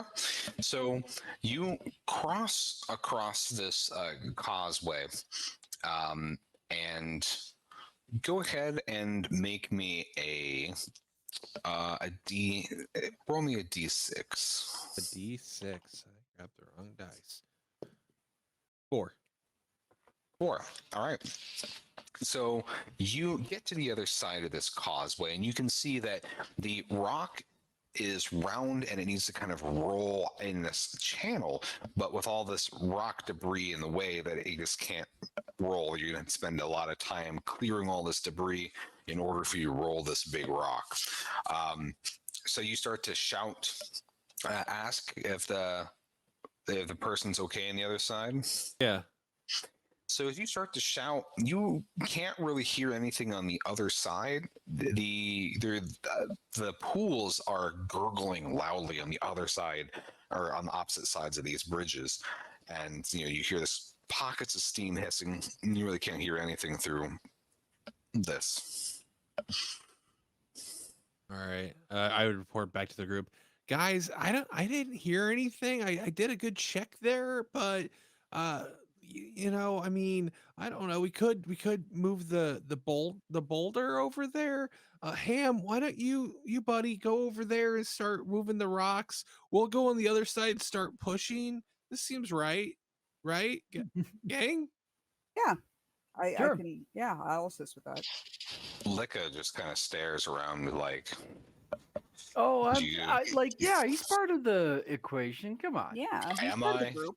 Yeah. am I? Yeah, he is. Well, you can go help Ham. Thank you. You're welcome, I friendo. tell him I just keep forgetting that Didn't the others offer me a don't speak. fucking wineskin. I give him one, and I remind him that I keep forgetting that the others are not fluent in Ape Man, and I apologize. I didn't even know he could talk. That's racist. Okay, I'm sorry. Wow. Racist against Ape Men? Yeah, Yeah. I mean, To be fair, I spend most of the day staring into the sun. It's really apist. It was apist of you to, yeah. yeah, it was definitely apist. Yeah. All right. So the lot of you are beginning to clear the rock from that's obscuring the door. So it looks like this is going to be keeping you busy for maybe half an hour as you are just moving rock after rock after rock. I will need all of you to roll me a d6. You got it. On the floor. You know, it just occurred to me that Ape Man is sort of like saying canine dog. It's 4 that I rolled. I rolled a 3. I have a 5. We're all over the goddamn map. All right. So as you are getting almost as you're working through all of this rock and kind of throwing it here and there, all of you are really focused on your task.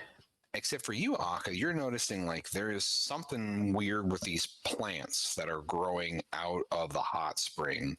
They're kind of these frondy things that stick out and are twitching. Mm-mm. And they're getting a little higher out of the waters.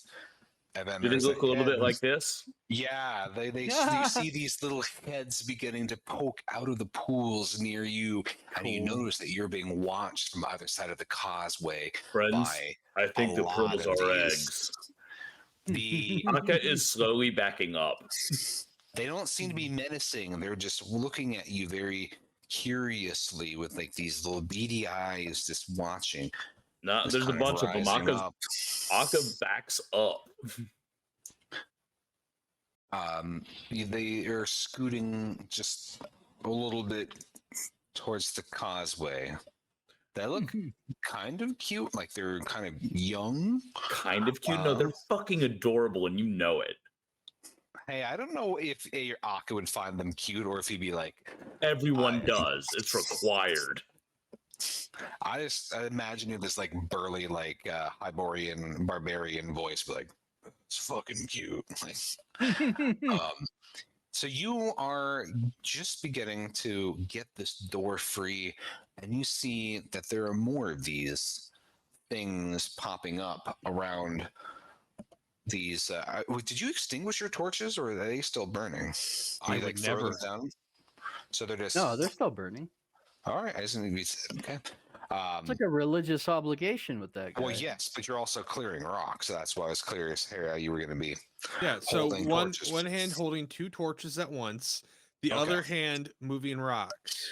No, that's I could juggle those for you if you want, probably. That is good to know. So you're noticing that are you telling your party about this, or are you keeping quiet to not cause panic? John? I am not causing panic. Aka is like I said, I think the fire pearls are eggs and is now backing up and making egress. You see that there are probably 30 of these things. Now you're slightly above them, and they're just kind of looking around to see what you're doing, and it looks like you got the door open. Like you I can am open not the going door if towards you that want. door. I am going. Aka is out. All right, so Akka is retreating from this whole area, and as you are beginning to pull away, some of them are kind of following you, just still at a distance, just watching you as you were walking across the causeway out. What are the rest of you Friends, doing? I am closing this door when I get through it. Wait, John, what's your character's alignment? Chaotic. Ah, okay.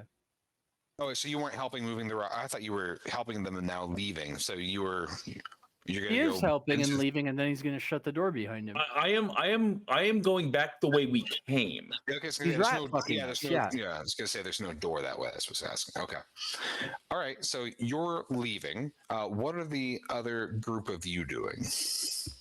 I mean, I'm neutral, so says leaving. All right, man. Well, wow, we came all the way here and we're working on it, and I guess it's time to go. Hi there, little guys. You sure have a face that exists on you. Wow. And I'm just Taking Ham with you?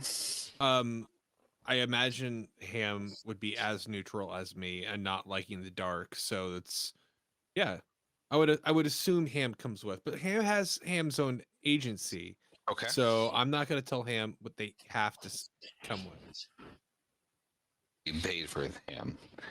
All right. So then, what about you, Lika and Tom and Faustus? I am going to drink another pint of wine. Yeah, I That think I'm going sounds to like a do that great too idea. with Lika. Yeah, both of us are going to sit So here you're just and standing there, surrounded by a bunch of these Pound things. and wine. Pound and Yep. wine. Okay, I'm just making sure. like you do. And you offer your wineskin to Lika. Good. All right. Absolutely. So do you open this door or are you retreating? We might as well open it. Yeah. I mean, I'm all We've- hopped up we've on come pints this of far. wine. Let's go through this door. Yeah. All right. So you slide this door and it opens this kind of grinding sound. And as the door grinds open, you see that all these things that are kind of popping up all over the place. There's a large one that is kind of uncoiling itself that towers above the others. It kind of also has a placid face, like it's not menacing at all, but it has far larger, longer arms that kind of stick out of it, and it kind of crosses it haltingly, just watching you as you go into the next room. Cool. We're probably about at time, aren't we? Yes. Yeah, I was just about to say that the last thing that you see as you are unfolding the scene is that there is, in this large, round, natural cavern, beautiful murals and things along the walls. The thing that really captures your attention is that you see the hermit looks like he is has a compound fracture and a messed up leg and is slumped against a wall with like buckets of spent supplies and looking just like very haggard and very surprised to see you. But alive? Cool. But alive. And so we will pause there as the, let's say, queen of these fire newts is beginning to just get closer and closer along with 30 of its brood as you walk into the hermit's sanctum. Love it. Cool. Nice. Love the placid face on that guy too. I hope we got that on screen while we were doing it. Yeah. So, thank you, Alice, for letting us play your Fire Pearl game. We loved clutching your pearls this episode. Yep. Well played. It was a fun adventure. And Ian, where can people get this? So you can get it from the Forge of Ice website. Also, Alex is going to a bunch of conventions where you can get it in print as well. And he has some other projects, such as a nice tangible sculpture that will be also sold as a add-on for people as well. Also, you can get this through Drive-Thru RPG, right, Alex? He's in the chat that as link well. is that link you is put in the that- social posts Yes, for it. thank you. I thought that was put there. Yeah. Thank you for putting that there. So you can pick up a copy of it for yourself. We definitely skip through a lot of material for the sake of time, but there is a lot of really fantastic material, random encounters, and other things that you can use to build out your campaign. So definitely worth checking out. So we have a few things going on. You can also get the PDF on itch.io. So you can pretty much get this anywhere you really want to. Fine Lots books of are sold. options for you, whatever your favorite source is. Do that thing. Hey, Ian, we played Metromancer last week. Unfortunately, that video was lost to time due It's to some part of- audio issues, but great game. Is a cyborg game that kind of blends cyborg and Mark Borg through weird timey-wimey bullshit. It was a lot of fun, and it will be on Kickstarter on March 20th. There's a preview PDF that you can grab on Itch, I believe. Ian? Yes, that's correct. Lovely. You can get that on Itch. And Ian will be running games at Hoosier Con. I just got the pun. Fuck off. That's in Indianapolis, Indiana, from April 7th to 9th. I will not say the name again, but you can get tickets at https://whosyercon/WHOSYERCON.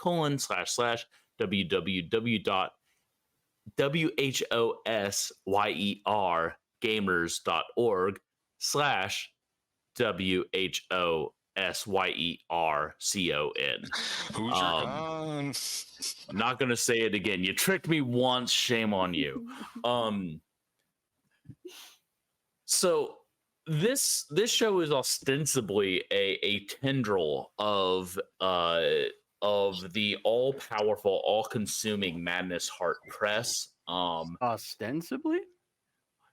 I don't know what ostensibly means. I'm a writer. I thought no, it wanted to be an It means ostensible pretending to, tendril. Yeah. basically. A branch of the monolithic company. If you don't know what I'm talking about, you should pick up the Madness Heart Press employee manual, because you do serve us now. So I was telling these fine people before we started tonight that I done messed up. Generally speaking, we have a number of releases for the press every month. We didn't have any in January, and then we didn't have any in February.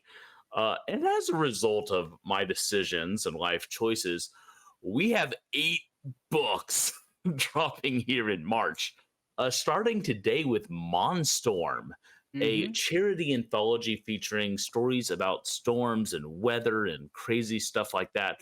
All the proceeds from that go to Florida area food banks to areas affected by Hurricane Ian. And the Susan Snyder is in, or no, Christine Morgan is in that, Kenzie Jennings is in that, Al Goingback is in that, Doug Ford is going in that. So lots of great authors. But hey, why just do one anthology when you can kill your editor and have 2 anthologies? So on the 15th, we're releasing Trigger Warning Curses. It is the 4th trigger warning book in the series. This one was edited by Christine Morgan and curated by Christine Morgan.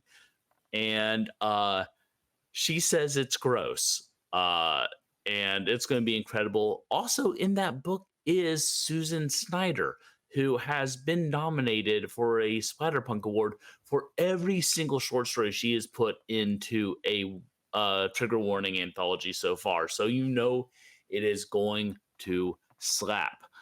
In less than 1 week, on the 6th, we are dropping pocketbooks. What are pocketbooks, John? Great question. Thank you. Pocketbooks are little novelettes sold in pocket size, 4x6 size. We're doing 2 batches planned. The first batch includes Edward Lee's Bounce House, Christine Morgan's damned lazy. Jay Wilburn's Failure, which, by the way, is going to rip your heart out and stomp on it. And a little book by yours truly called The Hillels Have Eyes. And those are available in a bundle or individually. Yep, you can get them on a bundle from Manishart Press, or you can get them individually on Amazon or digitally on Godless. The next batch, I will say, has a book that we are editing right now from Mr. Charles Bernard. It certainly does. Which is shaping up great. Lisa has been talking to me about it, and she really likes it. Oh, that's great. Thank you. It also has stories from Lucas Mangum, Douglas Ford, and I think Nick Robinson, but I'm going to have to check on it. We have so much stuff coming. Yep. Two more things. On the 21st, we have Picking Scabs from Susan Snyder. That will be her second chapbook of angry feminist horror poetry. Incredible. She's an incredible poet. She's an amazing writer. You have to check that out. And finally, on the 30th, we have End of Days from Andrew Fox. It's an I Gotta Try It title.